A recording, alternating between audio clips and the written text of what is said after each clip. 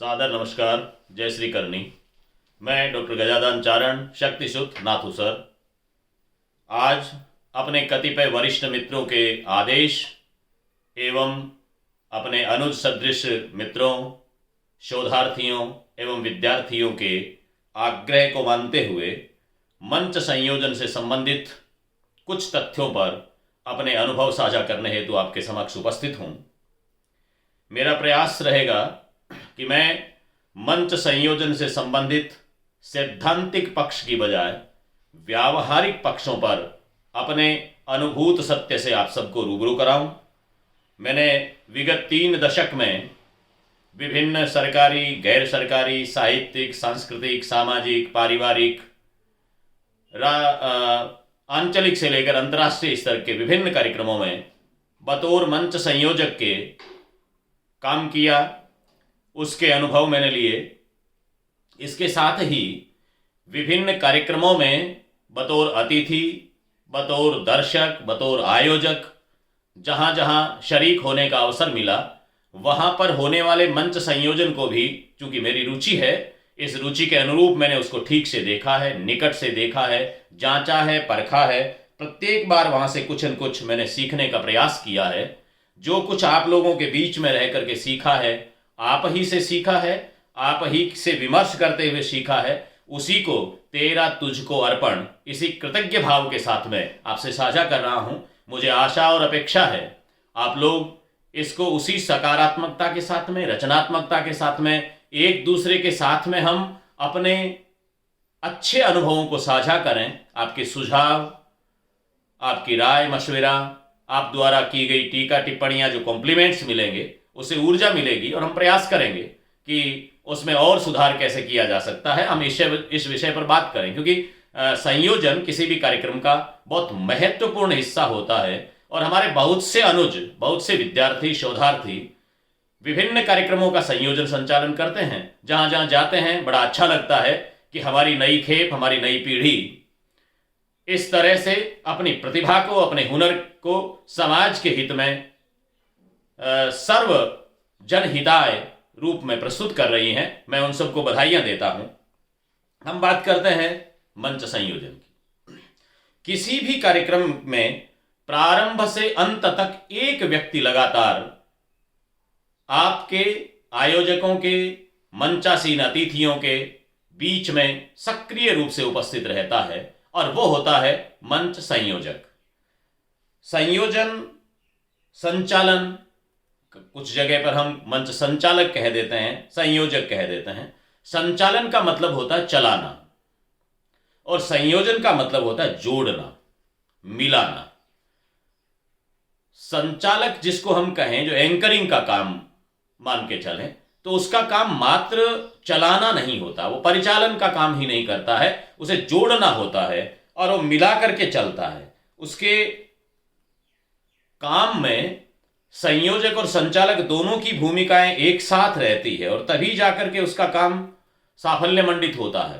अकेला, यानी कि संयोजन जितना कमजोर हो जाएगा, उतना ही उसका काम संचालन वाला सफलता संदिग्धता के दायरे में आ जाती है। इसलिए संयोजन जितना सशक्त होगा, उतना ही उसका कार्यक्रम में संचालन श्रेष्ठ होगा। इसलिए मैं इन दोनों को एक साथ मिला करके चलता हूं, क्योंकि संचालन से पहले आप एक संचालक को, एक मंच संयोजक को जोड़ना पड़ता है। किन को जोड़ना पड़ता है?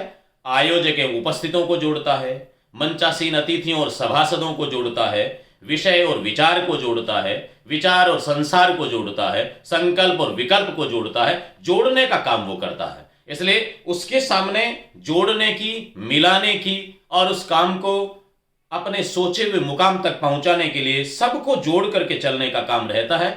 इसलिए मुझे लगता है कि संयोजन में संचालन अपने आप में सन्निहित रहता है। तो मैं मंच संचालक की बजाय मंच संयोजक कहना अधिक युक्त समझता हूं। बहरहाल मैं हर बार मंच संयोजक कहना ही अच्छा लगता है मुझे, और उसमें मुझे लगता है कि सामने वाले के काम को पूर्ण रूपेण हम उसमें देख पाते हैं। तो मंच संयोजक शब्द मेरे हिसाब से ठीक रहता है। हम जब कहीं बात करें मंच संयोजक का काम, बहुत से काम ऐसे होते हैं जिनमें शीघ्र आपको यश मिल जाता है, कीर्ति मिल जाती है। आप छोटा मोटा कहीं असुविधा, लापरवाही ऐसा कुछ कर देते हैं तो ज़्यादा फर्क नहीं पड़ता, लेकिन मंच संचालक का काम बड़ा जिम्मेदारी का काम है। आयोजकों की अपेक्षाओं पे खरा उतरना, सामने बैठे हुए सभासदों की अपेक्षाओं पे खरा उतरना, मंच पे उपस्थित अतिथियों की, एक एक अतिथि की अपेक्षा पे खरा उतरना। हर व्यक्ति चाहता है कि मेरे विषय में ये क्या बोलेगा, हम लोगों की उपस्थिति को कैसे रिकॉग्नाइज करेगा। वहां उपस्थित एक एक व्यक्ति, श्रोता से लेकर के मुख्य अतिथि तक, सबकी अपेक्षाएं, आशाएं उस संयोजक से रहती है, मंच संयोजक से रहती है। इसलिए मंच संयोजक का काम बहुत जिम्मेदारी पूर्ण है, इसके साथ ही वो जोखिम भरा भी है। जोखिम स्वयं उसके लिए है, आयोजकों के लिए भी है, और मंच संयोजक की थोड़ी सी चूक हो जाए तो वो जोखिम पूरे वहां मंचासीन अतिथियों के लिए और उपस्थित सभासदों के लिए, श्रोताओं के लिए भी हो सकती है। इसलिए मंच संयोजक बड़े जिम्मेदारी से अपने कार्य को संपन्न करे। उसकी एक छोटी सी चूक, एक असावधानी, एक लापरवाही पूरे कार्यक्रम के रंग में भंग डाल सकती है। कार्यक्रम आपका कितना भी अच्छा हो, संपूर्ण कार्यक्रम की सफलता मंच संयोजक पर निर्भर करती है। हम यदि ये कहें तो कहीं इसमें अतिशयोक्ति नहीं है, क्योंकि मंच संयोजक की भूमिका जितनी श्रेष्ठ होती है, कहा जाता है कि एक मंच संयोजक, उसका दायित्व यदि वो पूर्ण रूपेण निभाता है तो एक अस्त व्यस्त कार्यक्रम को वो शानदार कार्यक्रम बना देता है।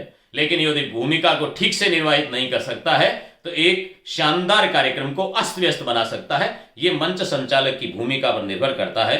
इसलिए अच्छा संयोजक वह है जिसको ये मालूम होना चाहिए कि जो कार्यक्रम किया जा रहा है, आलोच्य कार्यक्रम के आयोजन का प्रयोजन क्या है। ये जितना स्पष्ट होगा उतना आप अपने रास्ते पर ठीक से चलेंगे। प्रस्तुत कार्यक्रम की प्रकृति कैसी है, उस प्रकृति को आप जानते हैं तो फिर आप आगे बढ़ पाएंगे। इसमें सम्मिलित लोग हैं, उनका स्तर क्या है, विचार, कौन से विचार परिवार से जुड़े हुए लोग हैं, कैसे लोगों का ये मंच है, कैसे लोगों का आयोजन है, ये देखना होगा। अतिथि कौन है और अतिथियों की वे कौन सी उपलब्धियां हैं। आपके मंच पे उपस्थित अतिथि विभिन्न क्षेत्रों में दक्ष हो सकते हैं, विभिन्न क्षेत्रों के सशक्त हस्ताक्षर हो सकते हैं, लेकिन आज जो आपका आयोजन है उससे जुड़ी हुई कौन सी उपलब्धि है जिसको यहां पर आप ठीक से प्रस्तुत करके श्रोताओं और मंच के अतिथियों के बीच का एक सरस संबंध स्थापित कर सकते हैं। क्योंकि श्रद्धावानम लभते ज्ञानम, श्रद्धावान व्यक्ति ज्ञान प्राप्त करता है। मंच संयोजक का दायित्व है कि वो श्रोताओं के मन में मंचासीन अतिथियों के प्रति श्रद्धा का भाव जागृत करे, इस तरह से उनका परिचय प्रस्तुत करे कि आज के कार्यक्रम को सफल बनाने में इस मंच के अतिथियों का कितना बड़ा योगदान हो सकता है, कितने ये प्रासंगिक है, कितने आज के आयोजकों ने सोच समझ करके ये अतिथि बुलाए हैं। ये सिद्ध करना मंच संयोजक का दायित्व होता है। उसे यह भी ज्ञात होना चाहिए कि कार्यक्रम की कमजोर कड़ियां कौन सी है। यदि मंच संयोजक को यह जानकारी नहीं है कि जो कार्यक्रम वो आयोजित संयोजित कर रहा है उस कार्यक्रम से जुड़े हुए कुछ वीक स्टेजेज होते हैं, कुछ कमजोर कड़ियां होती है, कमजोर बिंदु जहां पर है वो जानकारी आपको होनी चाहिए। उधर आपका किसी तरह का एक वाक्य भी नहीं जाना चाहिए। तो उधर गए तो सारे कार्यक्रम में आप उसको कहीं न कहीं धूमिल करने की स्थिति में ले जाते हैं, वो आपको ध्यान होना चाहिए। सभासद जो सामने बैठे हैं, श्रोता मंडल जो सामने बैठे हैं, उनके विषय में आपको जानकारी होनी चाहिए। वो कौन से कैसे लोग हैं, आयोजकों से उनका कैसा संबंध है, सामने बैठे हैं उनमें सूत्रधार कौन से हैं, ऐसे कौन से लोग हैं जिस कार्यक्रम से विशेष रूप से जुड़े हुए हैं, जिनकी उपलब्धियों का, जिनके नाम का बखान भी, जिनकी उपस्थिति को भी आपने रिकॉग्नाइज किया, तो वो कार्यक्रम में कहीं न कहीं आप प्रभावी रूप से जम पाते हैं। ऐसा भी आपको जानकारी में होना चाहिए। यह भान होना लाजमी है कि मंचासीन अतिथियों व श्रोताओं में आपके परिचित और प्रशंसक कौन कौन है। संयोजक, जहां आप संयोजन कर रहे हैं, बहुत सी जगह ऐसा होता है आपको कोई जानता ही नहीं, तो फिर आपका अलग वहां पर मूल्यांकन होता है। बहुत सी जगह ऐसा होता है कि आपको जानने वाले बहुत से लोग हैं, तो आपको जानने वाले, आपके प्रशंसक बहुत हैं, तो आपकी खाल खिंचाई करने वाले लोग भी हैं, इसलिए उनका भी आपको ध्यान होना चाहिए। मंच संयोजक को जानकारी होनी चाहिए कि कौन से लोग मेरी खूबियों को ढूंढ रहे हैं और कौन से लोग मेरी खामियों को ढूंढ रहे हैं, दोनों की जानकारी आपको होनी चाहिए। और ये संयोजक के लिए, किसी भी वक्ता के लिए आवश्यक है कि उसे अपने उपस्थिति के दौरान, अपने वक्तव्य के दौरान, अपने संयोजन में बोलते दौरान, अभिव्यक्ति के दौरान ये ध्यान रखना है, उसकी खूबियां भले 5 की बजाय 3 ही प्रस्तुत हो पाई हो, लेकिन एक भी खामी सामने नहीं आनी चाहिए। यदि एक भी खामी आपकी सामने आई, आपकी कमजोरी सामने आई, तो फिर हमारे राजस्थानी लोक कहावत है, एक 100 भजन के बाद में केसिया एक।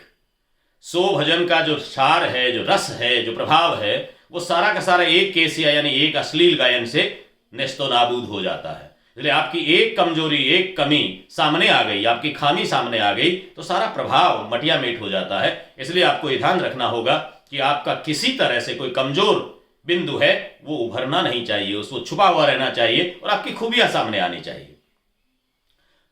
एक वीडियो की अपनी सीमाएं हैं, मेरा ध्यान इस पर रहेगा। ध्यातव्य बिंदु यह है कि मंच संयोजन से जुड़े हुए विभिन्न अलग अलग बिंदुओं पर अतिथि कैसे होने चाहिए, किस तरह से संयोजन करना, कैसी तैयारियां करना, कैसे बुलाना, कौन सी शेरो शायरी बोल सकते हैं, कौन सी पंक्तियां बोल सकते हैं, सारी चीज़ों को लेकर के अलग अलग बात की जानी है। आज के लिए हम इस विचार के साथ में इस वार्ता को संपन्न करते हैं कि मंच संयोजक आयोजकों, मंचासीन अतिथियों एवं सभासदों के बीच में एक मजबूत सेतु का काम करता है।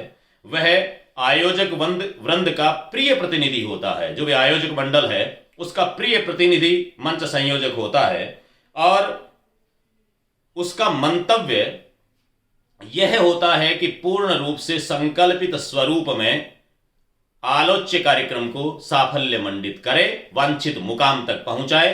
प्राण प्रण से उसका प्रयास रहता है कि यह कार्यक्रम अपने वांछित स्वरूप में संकल्पित प्रयोजन के साथ में सफल हो। इस नाते उसका दायित्व तो बहुत बड़ा है। हम अगले वीडियो में इसी विषय को आगे बढ़ाएंगे। आज के लिए इतना ही। धन्यवाद। जय हिंद, जय भारत, जय मां भारती।